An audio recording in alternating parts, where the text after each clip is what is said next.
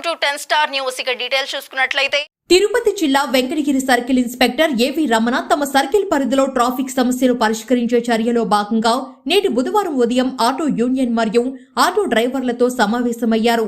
స్థానిక RTC bus stand ఎదురుగా ఉన్న విశ్వోదయ క్రీడా మైదానంలో ఏర్పాటు చేసిన ఈ సమావేశానికి పట్టణ పరిసర గ్రామ ఆటోలతో పాటు ఆటో డ్రైవర్లను క్రీడా మైదానంలోకి పిలిపించారు.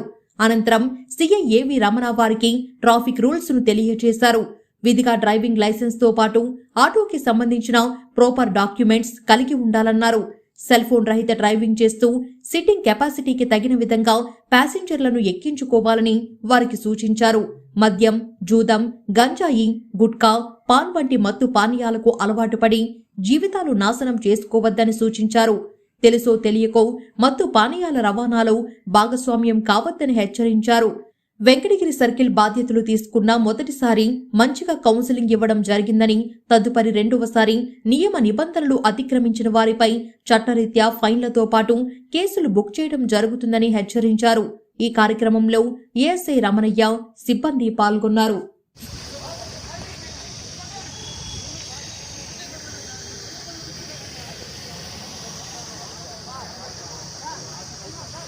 ఆనెస్ట్గా ఎంతమందికి లైసెన్స్ లేదో ఎత్తండి. నేనేం దేవుడు కాబట్టి దానికి చెప్తాను. ఎన్ఐ గారితో మాట్లాడి నేను మీకు లైసెన్స్ అనేది ఇంట్లో ఇస్తారు. తర్వాత మీరు మామూలుగా వెళ్తే 5,000 ఏమో బ్రోకరేజ్ ఏదో ఉందని చెప్పేసి దానివల్ల వెనక్కి ముందు తగ్గుతున్నారనే విషయం తెలిసింది నాకు. కాబట్టి మీకు రెగ్యులర్ ఛార్జెస్తో మీకు లైసెన్స్ వచ్చే విధంగా నేను ఎంఐ గారితో నేను మాట్లాడాను. నేర్చుకుని లైసెన్స్ వస్తుంది. లైసెన్స్ నేను ఎందుకు ఇన్నిసార్లు చెప్తున్నానంటే, మనము సక్రంగా పోయినా లేకపోతే ఏదైనా జరిగిందనుకో ప్రయాణికుడికి, అటువంటప్పుడు మనకు లైసెన్స్ ఉంటే డ్రైవర్కి కనీసం ఇన్సూరెన్స్ క్లెయిమ్ చేసుకుంటాడు. వాడి కుటుంబం వీధిని పడకుండా ఉంటుంది. వాడు కనీసం వాడు పోయినా కానీ వాళ్ళ ఫ్యామిలీస్కి, పిల్లలకి ఏదో కొంత ఇన్సూరెన్స్ వస్తుంది. కాబట్టి కంపల్సరీ లైసెన్స్ అనేది మీ దాంతో ఉంటుంది. మీకు కూడా ఏదన్నా ప్రమాదం జరిగిందన్నా కూడా మీ ఫ్యామిలీ బిడ్డలు కూడా ఇంటి మీద ప్రాబ్లం లేకుండా కనీసం ఆ ఇన్సూరెన్స్ అన్న క్లెయిమ్ చేసుకొని వాళ్ళ జీవితం మరీ ఇది కాకుండా ఉండడానికి ఆస్కారం ఉంటుంది. ఎందుకు ప్రమాదాలు జరుగుతున్నాయని నేను లెక్కేస్తే మనకందరికీ తెలిసినాయి. ఫస్ట్ పాయింట్, మనము సెల్ ఫోన్తో డ్రైవింగ్ చేస్తాం. సెల్ ఫోన్తో డ్రైవింగ్ చేసేటప్పుడు చాలామంది చెప్తుంటాం, అరే అది చాలా ప్రమాదం రా బాబు, ఒక సెకండ్ అక్కడ ఆపుకొని మనము సెల్ ఫోన్ మాట్లాడుకుంటే ఎంత బాగుంటుంది. లేకపోతే వాడెవడన్నా డ్రైవర్ ఉంటే మనం ఫోన్ మాట్లాడుకోవాలి, స్పందనాలనే ఏం కాదు. కానీ మనమే డ్రైవ్ చేసుకుంటూ మనమే ఫోన్ మాట్లాడుకుంటూ, ఈ ఫోన్ కూడా నిజంగా చెప్తున్నాను, ఎవరైనా సరే ఈ ఫోను మన దగ్గర ఉన్నటువంటి వాళ్ళతోని ఎక్కువగా మాట్లాడడం. మన భార్య బిడ్డలతోని ఒకటే నిమిషం మాట్లాడతాం. ఎవడైనా సరే భార్య బిడ్డలు ఎవరైనా సరే, చెల్లె కానీ అక్క కానీ ఒక నిమిషం మాట్లాడి పెట్టే నా కోతలు పని ఉందని చెప్పేసి పెట్టాను. కానీ ఎవరైనా ఆడ మనిషి మాట్లాడుతుంటారు, ఫ్రెండ్ కావచ్చు, లేకపోతే లవరు, ఇంకేదన్నా చీప్ కావచ్చు, ఇంకేదన్నా సొల్లు బ్యాచ్ అది ఊరికే నిన్ను నాకేస్తుంది.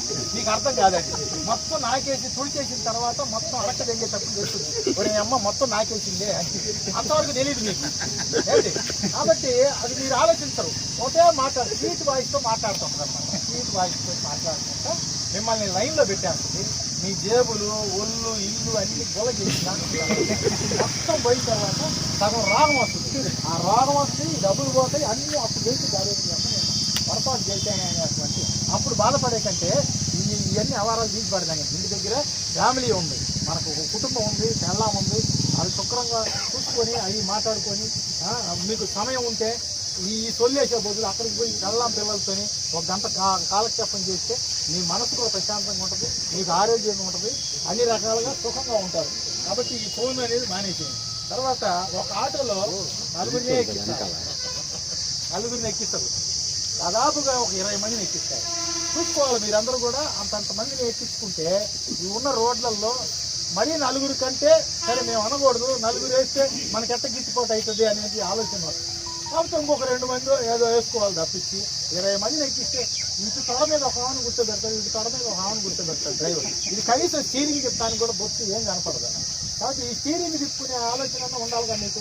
ఇట్లా ఇరుక్కొని ఇట్లా పట్టుకొని అందులోనే మళ్ళీ ఒక సెల్ ఫోన్ పెట్టుకొని అందులో లుంగి కట్టుకొని చూడు గాలికి పోతా ఉంటే మీ అమ్మ లుంగి వేసి మీద పడుతుంది ఏదో సరుకు బయట పడిపోవాలి. కాబట్టి మీరు వేసేదో కొంచెం ప్రాపర్గా ఉండండి. పైన చెక్ చేసే దర్జాగా కింద చూస్తే లొంగి లోపల డ్రాయర్ ఉందో లేదో తెలియదు. ఎవరో చేసుకొని దాన్ని చేయడం లేదు. కాబట్టి వీటి వల్ల ప్రమాదాలు. నేను ఊరకే కామెడీగా అనిపించినా కూడా ఈ లుంగితోని డ్రైవ్ చేసి మోటార్ సైకిల్ మీద ఈ లుంగి లేచి ముఖం మీద పడి నేను జరిగిన విషయం చెప్తున్నా. మోటార్ సైకిల్ మీద రయ్యని వెళ్ళిపోతుంటే లుంగి లేచి ముఖం మీద పడితే వాడికి అర్థం కాకుండా పోయి గోతిలో పడి చచ్చిపోయినాడు వాడు. జరిగినాయి. నేను లైవ్లో 26 సంవత్సరాల నుంచి చూసి ఉన్నాయే చెప్తున్నా. నేను నాకేం కొత్తవి కాదు, నేను సృష్టించినవి కాదు. కాబట్టి దయచేసి ఈ లుంగీలు కట్టడం, ఈ సెల్ ఫోన్లు మాట్లాడటం, తర్వాత ఓవర్ వెయిట్ అంతమందిని ఎక్కించుకోవటం, ఇవన్నీ కూడా మీరు కొంచెం కంట్రోల్ చేసుకుంటే మనం సుఖంగా ఉంటాం, మన ఫ్యామిలీ సుఖంగా ఉంటుంది, అందరూ కలిసిమెలిసి ఉండవచ్చు. కాబట్టి మీరు వచ్చినటువంటి గ్రామంలో టౌన్లో తిరుగుతూ ఉండే ఒక పాత బస్ స్టాండ్ వీధి, లేకపోతే రాజావారి వీధిలో ప్రతి కూడల్లో 4-5 ఆటోలు పెట్టేసి వాడు ఒక సైడ్ ఆటో పెట్టుకుంటే బాగానే ఉంటుంది. ఈ బస్ స్టాండ్ దగ్గర ఈ ఆటో పెడితే ఆటో పక్కన 2-3 ఆటోలు పెట్టేసి కుప్పగా ఒక 5-6 ఆటోలు ఉంటాయి. ఎందుకు అట్లా పెట్టడం వల్ల ఏం ఉపయోగం? ఆ ప్యాసింజర్ వస్తే నీవే ఎక్కాలనేది ఒక ఆలోచన. ఇవన్నీ తాపత్రయంతో లేనిపోయేటువంటి అక్కడ ట్రాఫిక్ జామ్ అయిపోయి చాలా ఇబ్బందికరమైన పరిస్థితి. మాకు ఇబ్బంది అనిపిస్తే, పబ్లిక్ అంతా కూడా ఇబ్బంది అనిపిస్తే మాకు కూడా అసహ్యం అనిపిస్తుంది. పోలీస్ వ్యవస్థ ఉందా లేదా, ఇక్కడ ఏం చేస్తున్నారు పోలీసు వాళ్ళు, వెంకటగిరి పోలీసు వారు ఏం చేస్తున్నారు అనే మాట వస్తుంది మాకు. వచ్చి మేము మీద పడిపోయామంటే మీరు ఇబ్బంది పడిపోతారు. రోజు మీరు లైవ్ ఒక ఆటోని నడుచుకుంటే 500 వస్తాయి, దానికి డీజిల్ పోతుంది, దానికి మీరు ఫైనాన్స్ ఉంటుంది, ఇన్ని చేసుకొని ఇంటి దగ్గర పిల్లలు పెట్టుకోవాలి. మీరు ఇవన్నీ కాకుండా మళ్ళీ సాయంత్రం అవ్వగానే క్వార్టర్ అంటారు. ఏదిరా బాబు ఇదంటే క్వార్టర్ వేసుకోవాలా, పండుకోవాలి. ఈ క్వార్టర్ అయితే 200 రూపాయలు బాయ్, మీ దగ్గర 300 ఉండే 300లో 100 రూపాయలు డీజిల్ బాయ్. తర్వాత ఏదైనా చిన్నది టైర్ పంచర్ అయితే 50 రూపాయలు బాయ్. దానికి ఏదన్నా ఒకటి గేర్ బాక్స్ అదో పోయిందంటే 2000 బాయ్, మళ్ళీ ఫైనాన్స్ తెచ్చుకోవాల్సిందే. ఇన్ని ఇబ్బందులు పడతారు. కాబట్టి జాగ్రత్త అనేది ఉండాలా. మీకు బండిని జాగ్రత్తగా నడుపుకోవాలా, పరిస్థితి బండిని కంట్రోల్లో పెట్టుకోవాలా, దానికి అన్నీ ఉన్నాయా లేదో చూసుకోవాలా. అన్నీ చూసుకుంటా ఉంటే ఇబ్బంది లేకుండా. ఈ క్వార్టర్ తాగటం వల్ల మీకు ఏమొస్తుంది? సంతోషం వస్తుందా, కష్టం వస్తుందా? కష్టం పోద్దా చెప్పండి. వాళ్ళు తాగాలనిపిస్తుంది. మీరు ఈ ప్రయాణికులు వేసుకొని తాగొచ్చు. మీ ఇంటికి పోయిన తర్వాత బండి ఇంటికాడ పడేసి మీరు మీ సంతోషం కోసం దగ్గర వేసుకుంటారంటే వేసుకోండి. అసలు మానేస్తే చాలా సంతోషం. అది కూడా మిగులుతుంది. 200 సేవింగ్కి వస్తాయి, పిల్లలు చదువుకుంటారు. మీరు కష్టపడ్డట్టు మీరు యూనిఫామ్ వేసుకొని మీరు ఈ ఆటోలు నడుపుకున్నట్టు మీ బిడ్డలు ఎందుకు అట్లా ఇబ్బంది పడాలా? ఆ బిడ్డల్ని చదివించండి, గట్టిగా చదివించండి, మంచి స్కూల్స్లో చదివించండి. చదివించలేని వాళ్ళు కూడా ఇట్లాంటి గురుకుల పాఠశాలనే బ్రహ్మాండంగా చెప్తారు. నేను గవర్నమెంట్ స్కూల్లోనే చదువుకున్నాను. నేనేం ప్రైవేట్ స్కూల్లో చదువుకోలే, గవర్నమెంట్ స్కూలే. ఫ్రమ్ ద బిగినింగ్ అన్నీ చదువుకోవడం అంతా గవర్నమెంట్ స్కూల్లో చదివాను. కాబట్టి గవర్నమెంట్ స్కూల్లో చదివితే ఉద్యోగాలు రావనేది మీరు అనుకోమాకండి. గవర్నమెంట్ స్కూల్లో ఉన్న వాళ్ళు కూడా బాగానే చదువుతారు. చదివించే వాళ్ళని పిల్లలు బాగా గట్టిగా చదివించండి. వాళ్ళు కూడా మీలాగా బాధపడి పడి ఆటోలు నడుపుకునే విధంగా మీరు ప్రయత్నం చేయమాకండి. ఈరోజు మీరు సంతోషపడితే రేపొద్దున మనం కష్టం చూసుకోవాలి. ఈరోజు మనం కష్టపడితే రేపొద్దున మనం సుఖంగా ఉంటాం. అదే గుర్తుపెట్టుకోండి, ఆలోచించుకోండి. కాబట్టి ఆనెస్ట్గా ఎంతమందికి లైసెన్స్ లేదో ఎత్తండి. నేనేం చేయను కాబట్టి దానికి చెప్తాను. ఎన్ఐ గారితో మాట్లాడి నేను మీకు లైసెన్స్ అనేది ఇంటికి ఇస్తారు. తర్వాత మీరు మామూలుగా వెళ్తే 5,000 ఏమో బ్రోకరేజ్ ఏదో ఉందని చెప్పేసి దానివల్ల వెనక్కి ముందుకు తగ్గుతున్నారనే విషయం తెలిసింది నాకు. కాబట్టి మీకు రెగ్యులర్ ఛార్జెస్తో మీకు లైసెన్స్ వచ్చే విధంగా నేను ఎంఐ గారితో నేను మాట్లాడాను. నేర్చుకుని మీకు లైసెన్స్ వస్తుంది. లైసెన్స్ నేను ఎందుకు ఇన్నిసార్లు చెప్తున్నానంటే మనము సక్రంగా పోయినా లేకపోతే ఎదురు ఇబ్బంది కలిగించుకోవచ్చు. అందరూ ప్రత్యేకంగా వచ్చినందుకు ప్రత్యేకంగా మీ అందరికి ధన్యవాదాలు తెలియజేస్తున్నాను.